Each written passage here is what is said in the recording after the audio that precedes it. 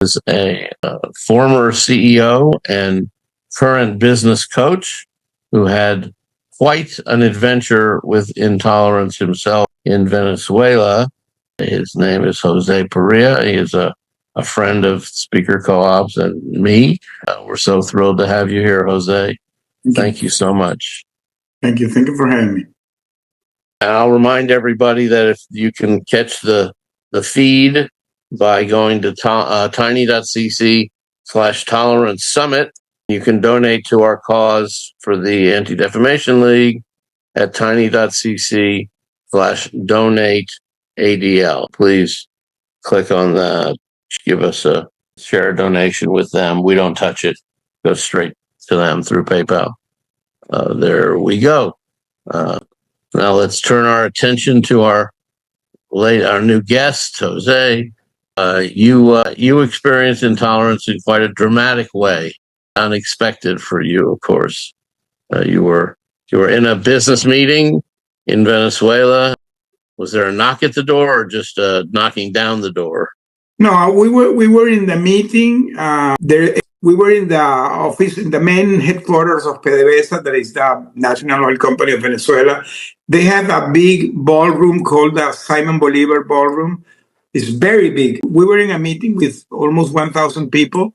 I was making a presentation because by that time we were revamping a refinery in Aruba. I was making the presentation of the status of the revamping of that refinery. When I finished my speech, everybody stand away because I was getting retired. So everybody knew that I was getting retired. Well, for my last meeting before getting retired, I had the plane waiting me in the airport. So I was heading to the airport.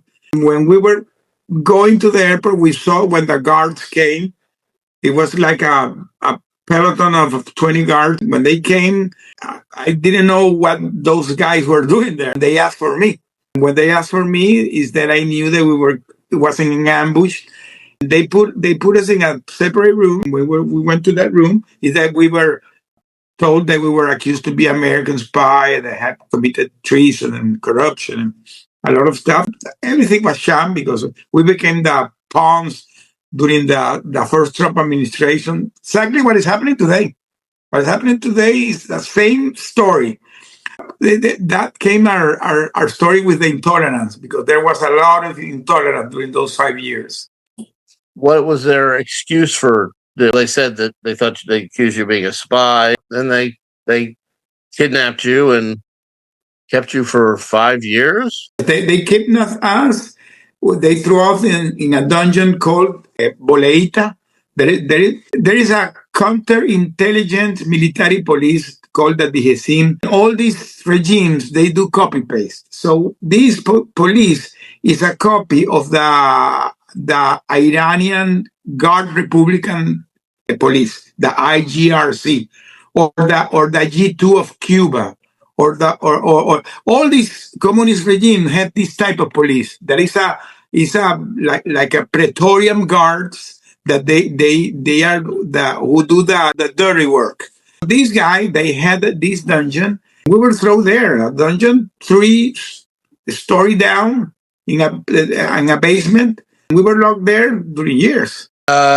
You wound up creating some a code to be able to decipher, to communicate with your wife. Is that not happened there? Because the story is that we stayed there a couple of years. We were, as I said, they gave us a small house arrest that lasted 3 months.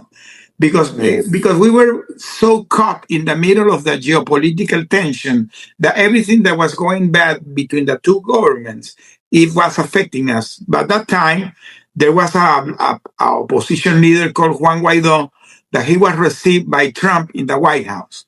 And in the first administration, he invited him to go to the State of the Union in the Congress.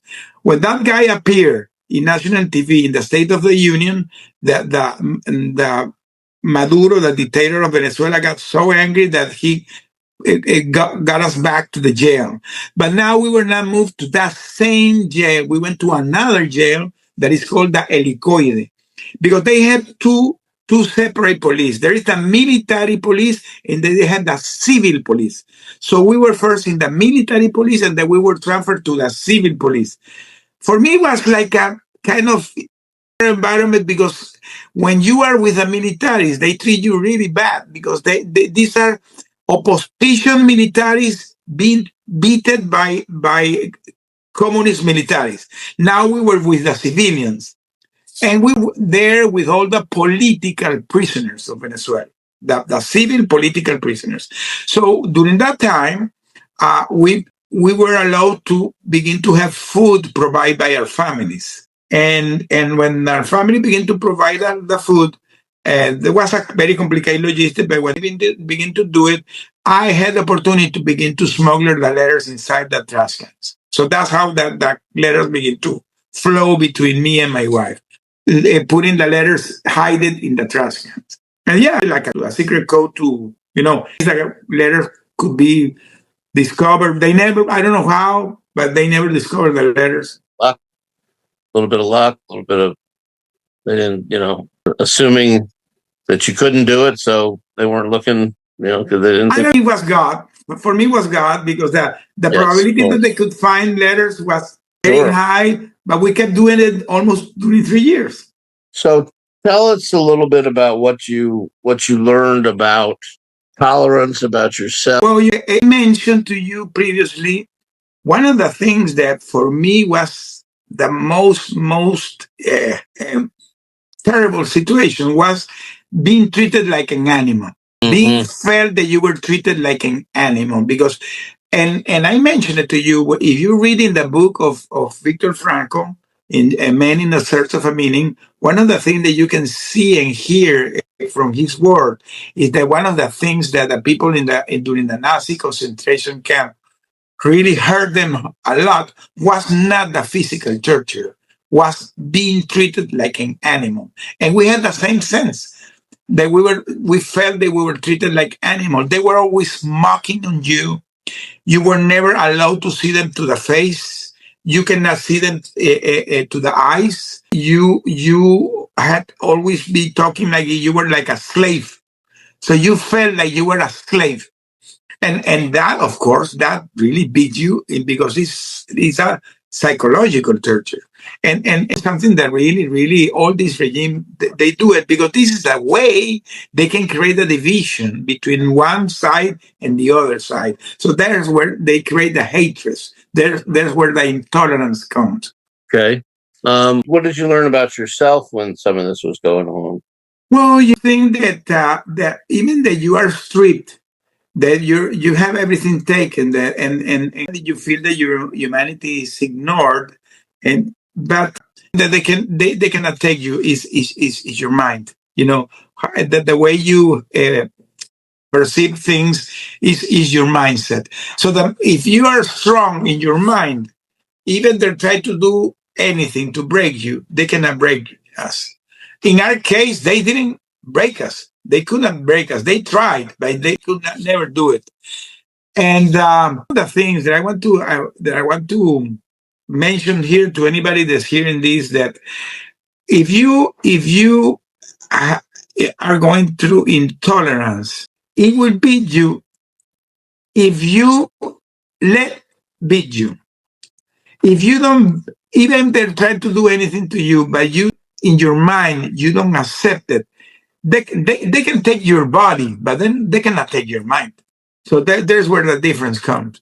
So I believe that it's a matter of the way, it's a matter of attitude.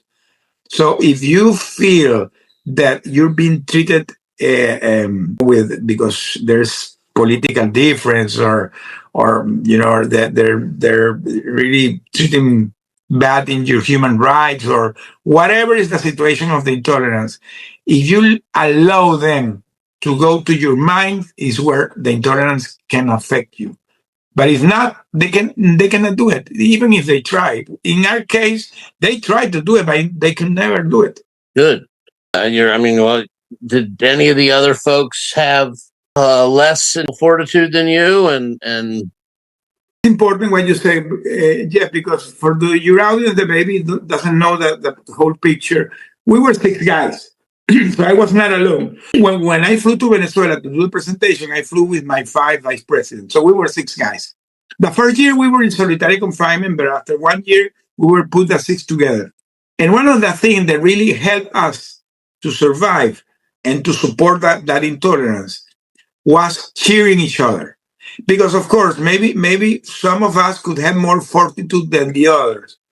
But if you were cheering the others and were supporting the others and were lifting the others, you were creating we're creating the balance. So some days that some of them were really down, really down. And when you saw that some of us was down, everybody came to support the others. And because we could come back after 5 years, we could come back. All of us came back in one piece. Yeah. Me of the camaraderie in other prison situations. I read about John McCain's story where he was a prisoner in Vietnam, and they had each other, even if they didn't necessarily see each other. They created codes, tap back and forth between the cells, even though they didn't know necessarily who was next to them. They communicated with each other. And here that we were separated, we did something similar. Let me tell you what we did. We were in separate cells, but because I was with militaries, so the militaries have a lot of creativity. So one of the things that militaries they found that in the electrical outlets that can be used like a microphone, because through the voice, if you talk through the electrical outlet, it got amplified and to the other cells. So we were speaking through the outlets. Let me tell you, one of my colleagues, I'm not gonna name him, but he began to collect information. Let me tell you how. Because we were with a lot of political prisoners. So we were not alone. There were a lot of people there. And there were some people that had years in prison. So by that time, these guys were receiving family visits during the weekends. So they received family visit maybe on Saturdays or maybe on Sunday. So what we did is that when the guys came from the family visit, we began to speak through the outlets, and they were giving the information of what their family brought about the news. And he had all those news, and we created like an executive summary about what happened during the visit. And let me tell you, it began to work really fine. We had a daily executive what was going outside. And when I began to receive visits, when I came out, because I had a guy that took care of my logistics, he began to visit me. And when that guy began to visit me, I already have information that what was going outside, because the people came with news. So we were informed, and we did it through electrical outlets, That's incredible. What and your team, tell us about what you're teaching now, Jose. Well, I'm doing several things today. I have my coaching program. I have it, show it here. I have a coaching program that I created. It's called the Unbreakable Leadership Coaching Program. So this is a workshop that I do, a 3-month workshop, where I combine all the things we went through our captivity with my leadership skills that I had during my 30 plus year in the oil and gas, and I create that coaching program. But I'm speaking like Sarah. I get invited to speak to events, so I'm doing speaking. I wrote a book that is called From Hero to Villain. That, by the way, my second edition is coming now in the Black Friday, and it's coming also the audiobook. Okay. I come in the audiobook, and I don't know. I begin to do my own TV show. I'm now hosting a program in a TV show in Spanish called Líderes Inquebrantables, Unbreakable Leaders. So I'm doing a weekly TV show in a channel called Now Media TV. So and many things. But one of the things that for me is my next venture is that I'm starting a nonprofit called Angels Helping in Earth that is going to be launched now in for the Giving Tuesday, December 2, and it's in the Hispanic community trauma recovery survivors. So I'm going to be partnering with trauma specialists to help in trauma survivor program and some kind of workshop that we're going to be creating there. Great. I love and where can people watch the show? The show is in a channel called Now Media TV. So you can stream it maybe in Roku, in Apple TV. You can do it in the app nowmediatv.com. Nowmedia.tv is nowmedia.tv. And and it's open channel too, because we have studios today. There is in Dallas. There's one in Houston, in Austin, San Antonio, El Paso, and there's some in Florida too. And it airs also in Open TV, and also in streaming. You can see it there. It airs every Saturday, 7 p.m. And is there a share or Oh, yeah. What's your website?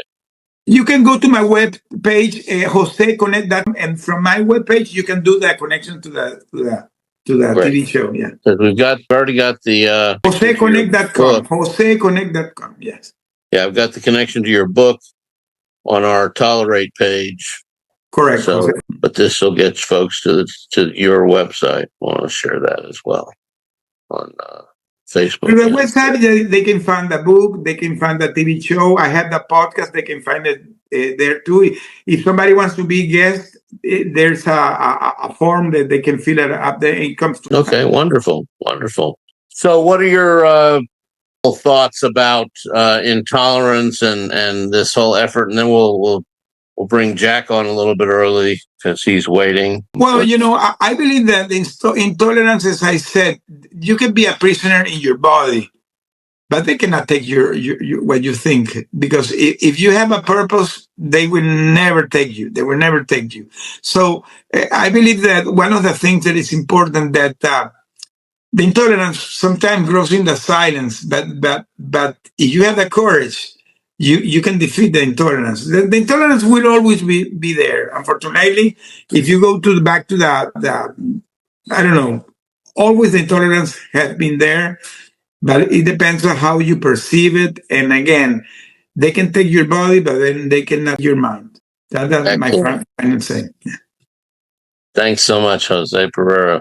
And we're thrilled to have you. We're thrilled you're part of our community. And thank you so much. Okay, thank you. Thank you for having me, Jeff. All right, stop the recording. We'll start again when Jack comes and joins us. Oh, how are things in your world, Jose? We haven't really talked we've texted. We haven't really talked in a little while. Well, as I said, I begin this show. I started like 1 month ago. And it's been because I had to record every Monday. We recorded every Monday, and it airs every Saturday. So to start the show, I had to record like 6 shows. So it's a lot of work. In TV, it's a lot of pre-production pop. And it's in Spanish. It's in Spanish, yes. Okay. The thing is, I'm beginning to have English guests. We speak English and we put the Spanish translation. All right. Well, let me know if you want me to come on and I will keep you. Yeah. So okay, thank you so much. We'll bring Jack.